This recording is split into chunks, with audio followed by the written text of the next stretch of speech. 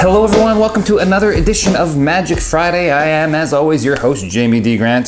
Today we are talking about an effect from Marc Spelmann, and it is called Fistful of Dollars. Fistful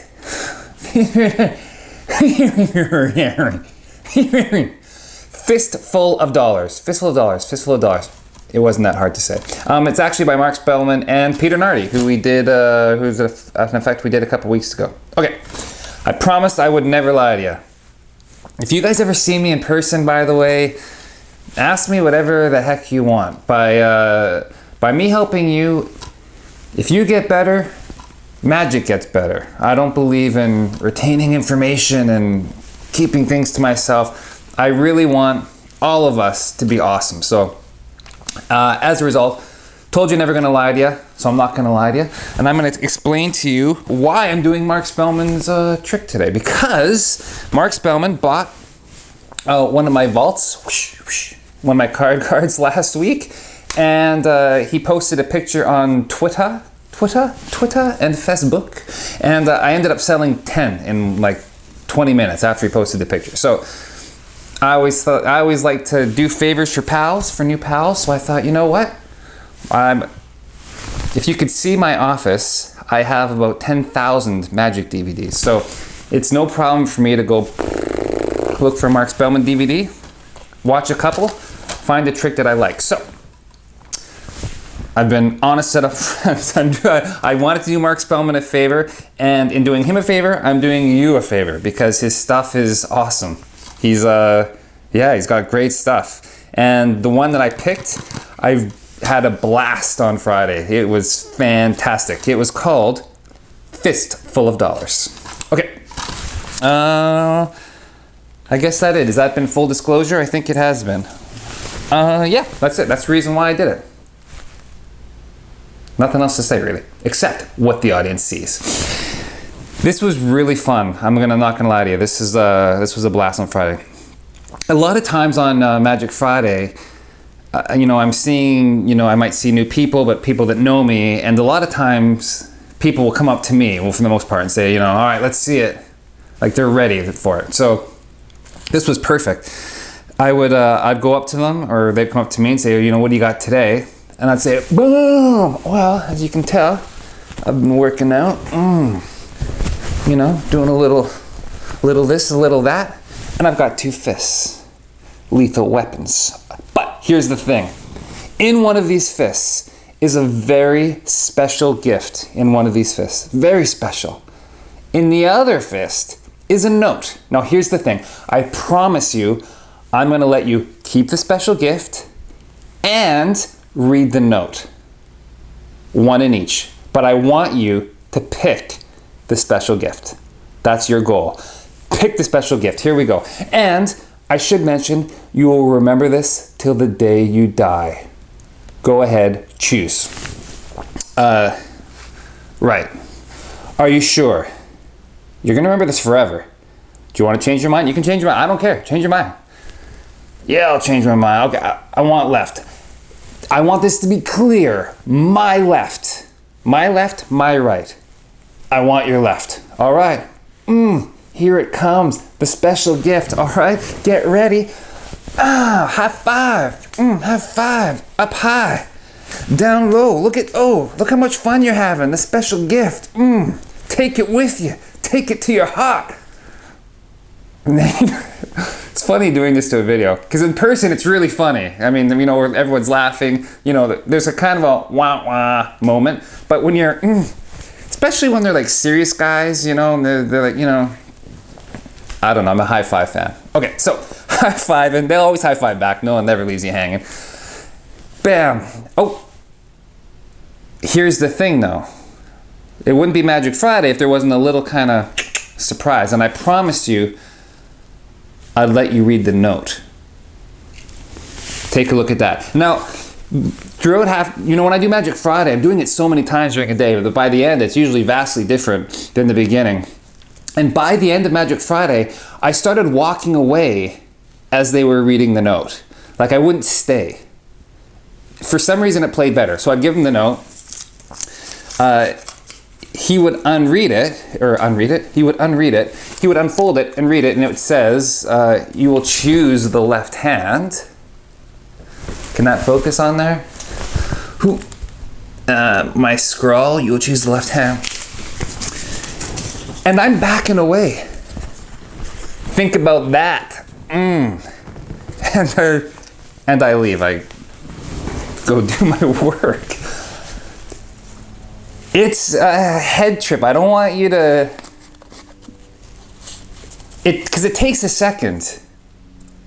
You know, it was like a little, you know, timer bomb as I walked away. Because it wasn't usually until I was about, 10 feet away that, because it's always for a group, right? So that people would be like, oh, what? Like, wait, how, you always hear that, how'd you do that? Because it takes a second. Because they're thinking, well, you'll choose the left hand. I chose his left hand. That was the high five that I was supposed to. How did he know that? How did he know that? What if I had chosen the right hand? No, it would have been the no. It wouldn't have worked. No, he forced me to choose. How did he force me to? How did he influence my mind? How did Jamie influence? So fun. So fun. Like, great. I wish I had this before my gigs, all my gigs at Christmas. Because it's so much fun. I mean, it's that classic set up low or taking it high, right? High five. And then, kind of, he's just joking. And then it goes serious. Like, for when you leave them with this, and that's the great thing about this, is that I just leave it with them. They'll think about it, and they're trying to, if I chose the right hand, there's no, that was the only outcome, which is the only outcome that can work, right? And if he had chosen the right hand, there would have been no with the opposite. Like, it's so good, so much fun. So, I should mention, Marc Spelmann, who's a great guy. Marc, you're probably going to watch this. Thanks for buying my vault, by the way. You got me some sales, which I always enjoy. And thank you for making me go look at your work, because I've got so many DVDs. And does anyone notice that I film in a different room of the house every time? I wonder if anyone's noticed that. The only reason why I don't film in the office is because the office looks like a disaster zone. I'm surprised there's not search and rescue people going through the office looking to see if there's any survivors. There's so many DVDs and books in there. I gotta organize it. Anyway, so as a result, thanks, Marc, for making me go look through all your work. It's awesome. It's great. Fistful of dollars. So Marc uses, it's great. Fistful of dollars, he uses money. And he's, I believe he says, £20 note. If you choose the right hand, you get to keep the £20 note, whichever hands it in. I changed it from money to sticky notes. I guess this will be the, we already talked about how it went. We saw what the audience saw, how it went. This is my JDG tip. I just turned it to sticky notes because I feel that money, when we bring money into it, the pain is a little bit too much for me. Sometimes. I do money tricks occasionally.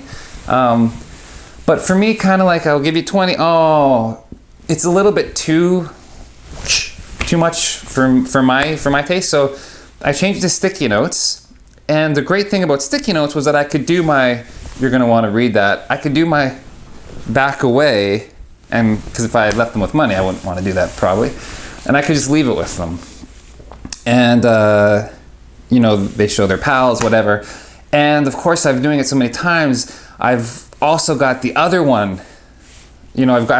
Some people pick the right hand, and then of course the note says you'll pick the right hand. So they're comparing, which is, which I found out later, which is awesome.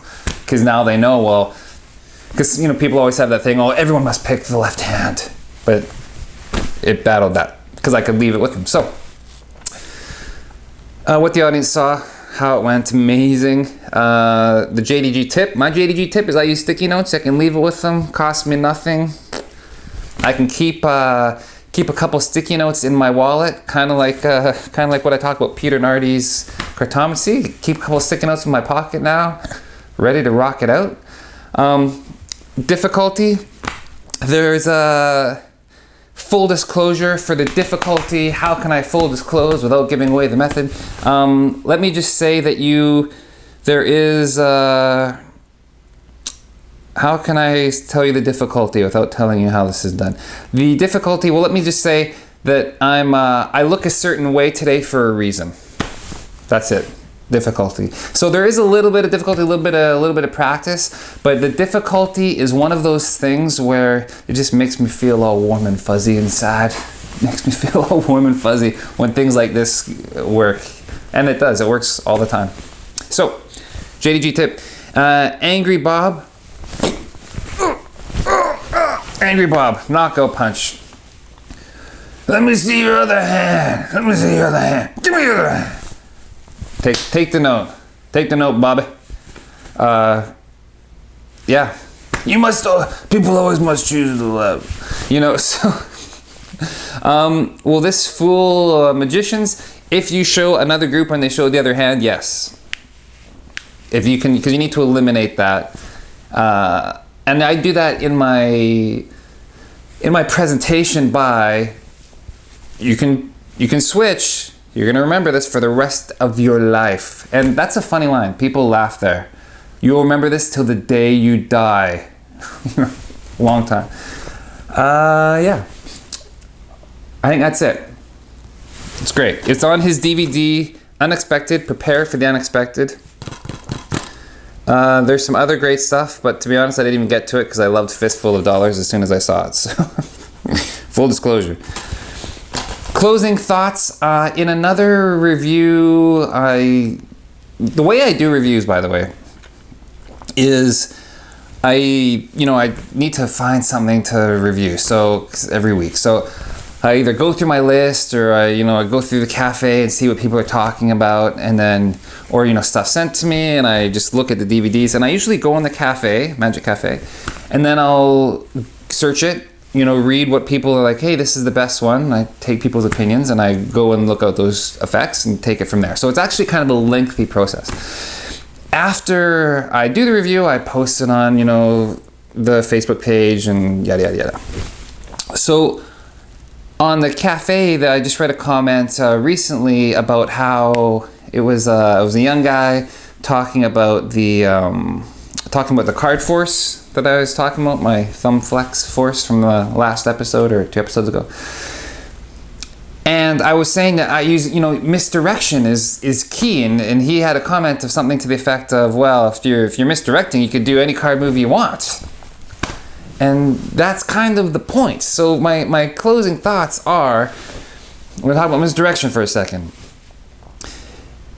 It doesn't make the magic less if you have amazing misdirection. Like, that's kind of the key. There is, however, a fine line where if you go, nothing in my hands, look over there, and then there's, an elephant, oh, I looked away. So you got to have that fine line. And true misdirection, I believe, is having them look away but not remember it. Okay? And by looking away, I'm not actually talking about, I'm talking about looking away with their mind. Their mind just goes chink chink, a little shift, and that's when I do, the move. And the way I make their mind shift to left or right is I ask them questions. I participate with my audience. I don't pick a card. Remember the card. You were thinking of the 3 of spades. That's personally for me, that's not my MO. That's not how. Pick a card. Where are you from? Wisconsin. I can't even spell that. How many, how many C's are in Wisconsin? Like that is my misdirection, but it does 2 things. One, it's misdirecting, and the other thing is it's making them remember me, right? There's 2 kinds of magicians. Hey, who was at how's your Christmas party? Oh, it was great. There was some magician there. He was really good. Or, hey, how was your Christmas party? It was freaking awesome. Jamie was there. Jamie the magician? Yeah. I want them to remember me. And coincidentally, it goes right in tune with what I want to do, which is misdirect them. And I do that by bonding, by talking. Where are you from? How old are you? Well, I don't ask that. How much do you weigh? I don't ask those questions. So I guess the whole point of this is that misdirection isn't cheating. I know that's kind of a hard concept. People think, well, if you're doing card magic, you got to make sure you're being burned all the time. I want to make sure that it works if I'm being burned. Well, if you're being burned all the time, then you're lacking, I feel, in the bonding process. It's a mix. You don't want them to, but you don't want them to not remember who you are. So talk to your audience. Shift their focus, I guess, is the other way. Misdirection, shift their focus. And give them some high fives. Phrase misdirection, well, I've talked enough. How long is this? This is a long one. God, 17 minutes? I'm so sorry. I apologize. If I were to make a DVD of Old Magic Fridays, it would take us years to watch, and you'd probably want to end your life. So thanks for watching this one. If you made it this far, I gotta start giving rewards for people that can watch these to the end. Happy Sunday today, and I'll see you next week. Take care.